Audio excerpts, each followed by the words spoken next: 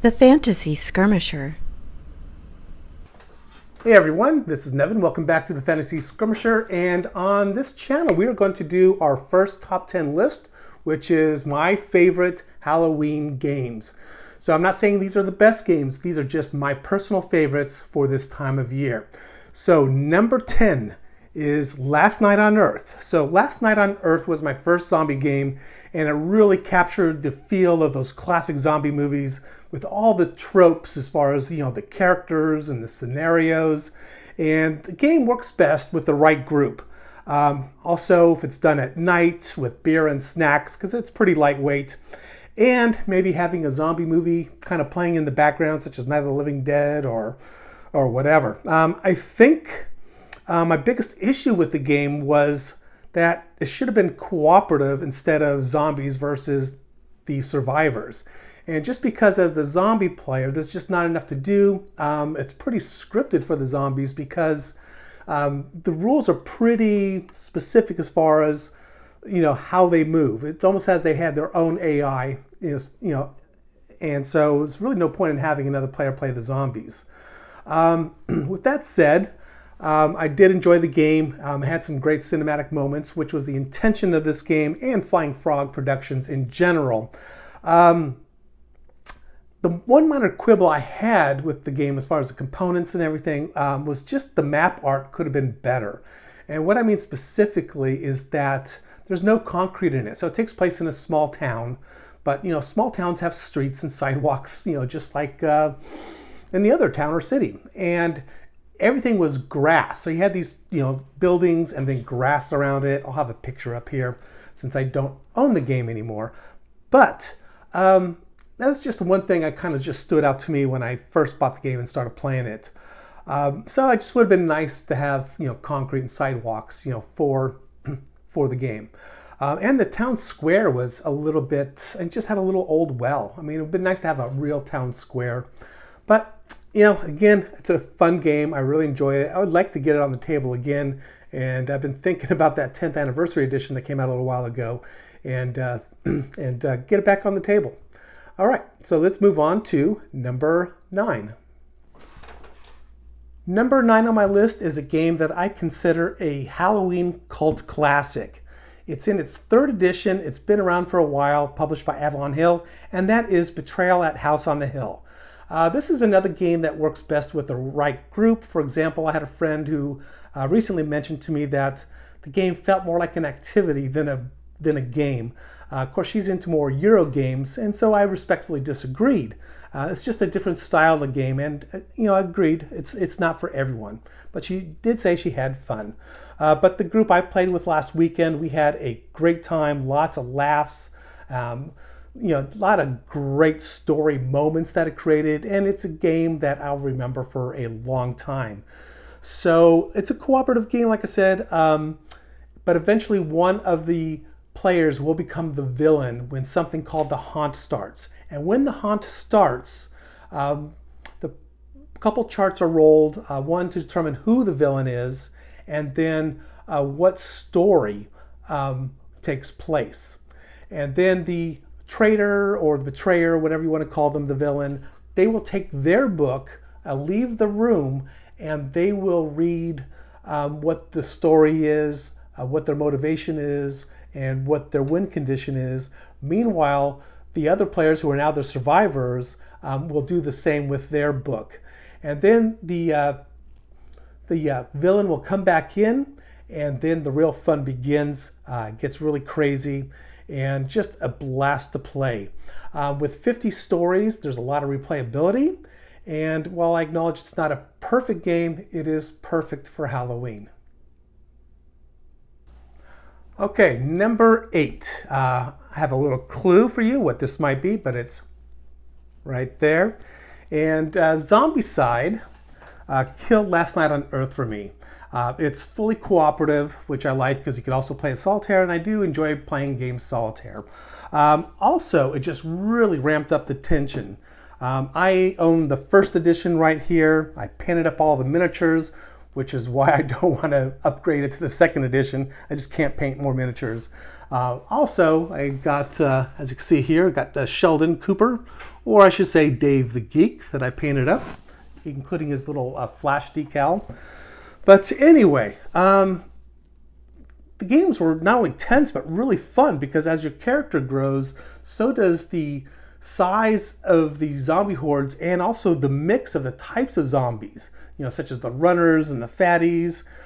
Sometimes I played, some games where it's a total grind. You're trying to make it to the exit tile, and there's just so many zombies coming at you, and it's just a really slow grind to try, turn after turn, beat all these zombies with more coming out. But overall, I've had some great fun times with this game. There's one thing that I don't care for, and I think this was fixed in the first edition, and I heard it was fixed in the medieval version, Black Plague, and that is that, for those armed with a rifle or whatever, if you shoot into a tile square that has a ton of zombies and there's one survivor, well, guess who gets hit first? The survivor. And that just didn't seem realistic at all. And again, I think that was fixed, but that is the one aspect of the game that really irritated me. Anyway, so this is number 8, Zombicide. Number 7 on my list is Horrified by Ravensburger. It's a pandemic-style game, but instead of diseases that you're fighting and trying to find cures for, you are defeating the classic Universal Studios monsters, such as Frankenstein and his bride, and the Mummy, the creature from the Black Lagoon, the Wolfman, and of course, Dracula. And each monster has its own conditions that need to be met in order to defeat it, which is very thematic to the monster. And so it really elevates this game, where I like it more than Pandemic, which I think is a fantastic classic game. But when Horrified first came out, I wasn't really interested in it because I just didn't feel like I needed another Pandemic game. But this game, I think, is better than the original classic. I love the theme better, and the artwork is fantastic. I just like the different monsters you could bring out, and also you can adjust the complexity based on how many monsters you bring out. So you can kind of adjust the complexity doing that. But I was wrong when I passed on it the first time. This is a fantastic game, just gives that Universal Studios vibe, and we need more games that feature Universal Studios monsters. Don't you agree? All right, everybody. So number 6 on my list is Mansions of Madness 2nd Edition. So I played the first edition of the game, and I thought it was only okay. I think the issue for me was that the person who was designated to act as the dungeon master, if they weren't expert in the rules, it really bogged the game down, because they'd have to look up rules in the rule book. They would need to set up the game, and just it really slowed things down. And the one time I played it, I had a kidney stone at the time, so I wasn't feeling all that great either. So I'm sure that contributed to my overall impression of the first edition. But when I got to play later on the 2nd edition, holy cow. I am not an app person, but the app really made the game. And the app works magnificently. It just takes care of all that fiddly stuff that dungeon master, or whatever he was called, had to do. And it just really sped things up. And the app has great voice acting. It's got some ambient sounds and everything. Just really added to the mood. Absolutely love that game. And because of the app, it plays fantastic solitaire. Makes it for a great solitaire game.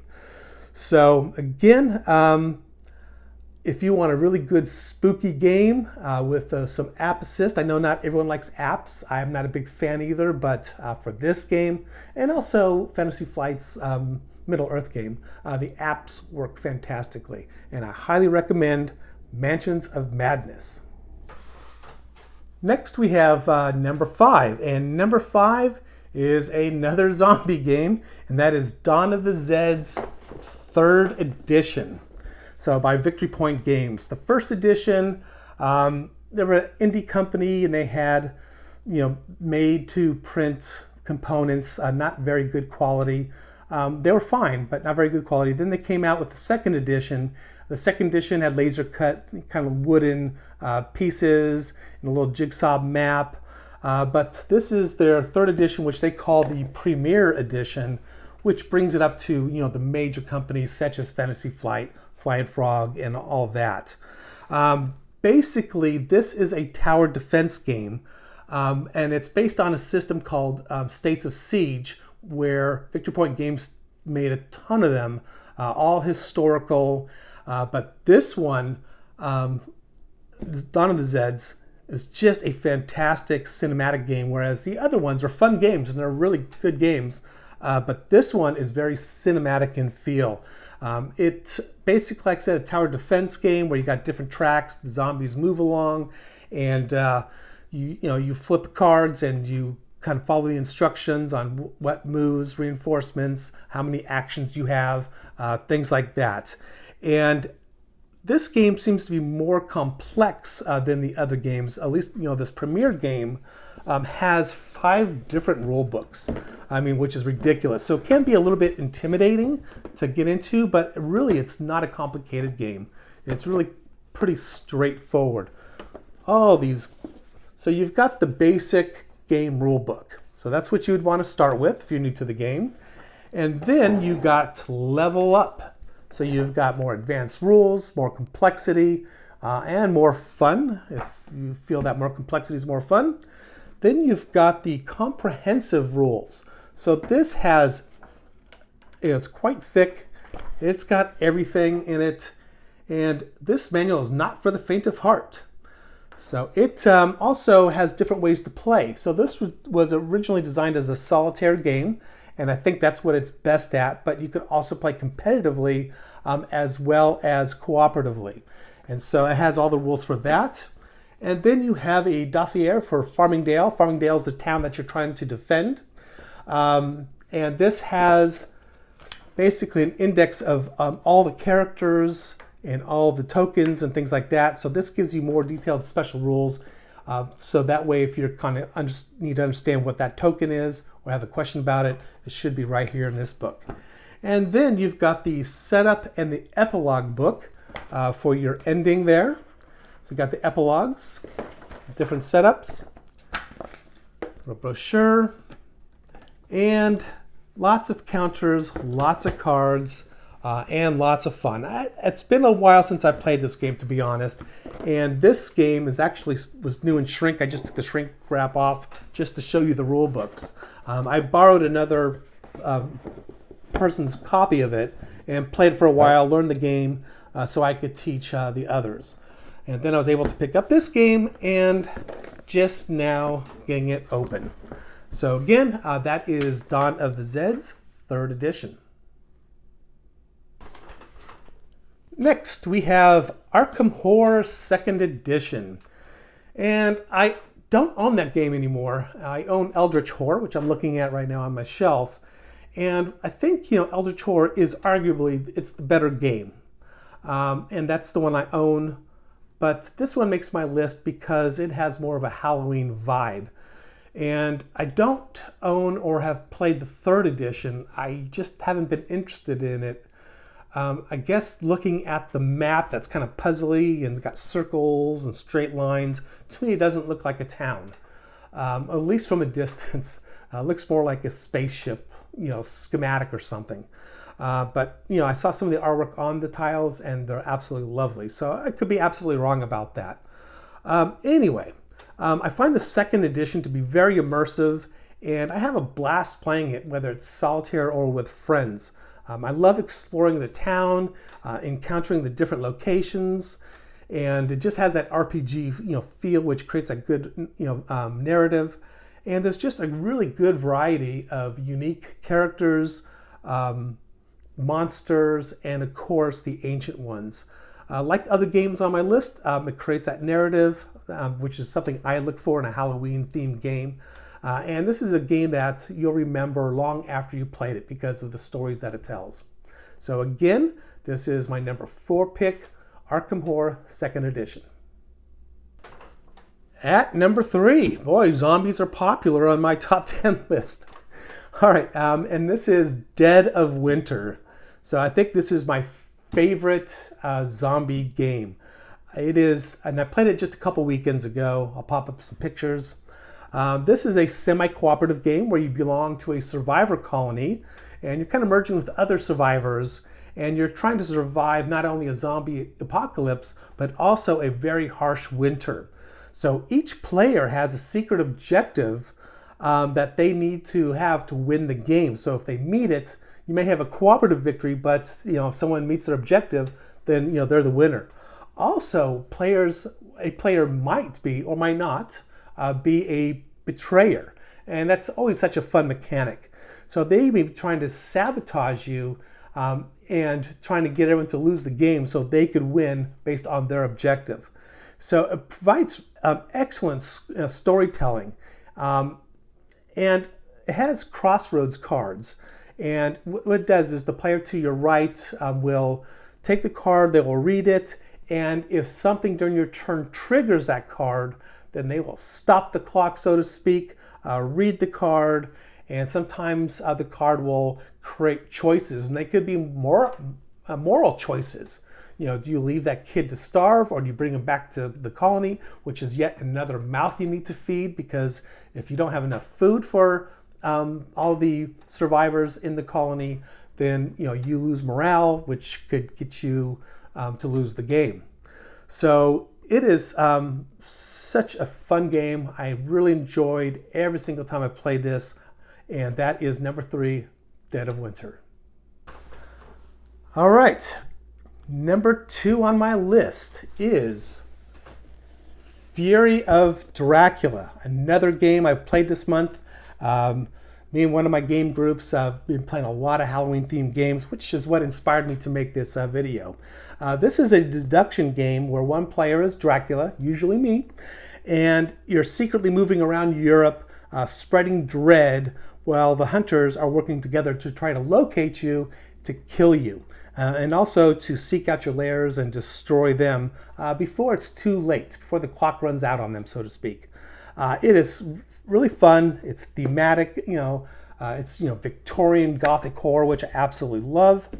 And it's got a beautiful map and beautiful components. I think the 3rd edition is the one to get. Streamlines combat a little bit. The 4th edition, which is not by Fantasy Flight, comes with painted miniatures, which is great, but I read online, maybe Board Game Geek, that I guess there were some issues with the game, and I don't know what they were or if they're even there, but I heard, the 3rd edition, which I have, is the one to get, and obviously this is the one to keep. So again, Fury of Dracula, 3rd edition, my number 2. All right, we are down to number 1, my hands down favorite Halloween themed game, and that is A Touch of Evil. I love Tim Burton's Sleepy Hollow. It's one of my favorite Halloween movies. I just love that American Gothic horror. Such a fun movie. I could watch it over and over again, not get tired of it. And this is Tim Burton's Sleepy Hollow in a box. Like other Flying Frog games, it uses real models that create that cinematic feel. And let's talk about that map. Oh my gosh. It has the look and the feel of an old artistic map with fantastic details. I really need to show you. This is just an amazing map. And I know a 10th edition has come out. I'm not interested in getting that because I have both big box expansions, which I've consolidated into one box. One thing that drove me a little nuts about this game was just all the tokens and cards and, just trying to figure out the best way to organize it. And then I found this guy on Board Game Geek who showed off custom insert trays that he made. So I reached out to him and I actually purchased them. And so you could see all the trays are modular, so they keep all the tokens. More tokens underneath here. The other box I have, like I said, I got 3 boxes consolidated into 2 because of this. Has all the cards and other maps. And you can see that I've painted, not all, but quite a few of the miniatures. This is also early paint jobs that I did, just to add to that theminess. I even attempted to paint roses on this. I was actually researched clothes for the time period just to make sure I got the correct colors. So anyway, the map. So the map is, I think, the most gorgeous map I've ever seen.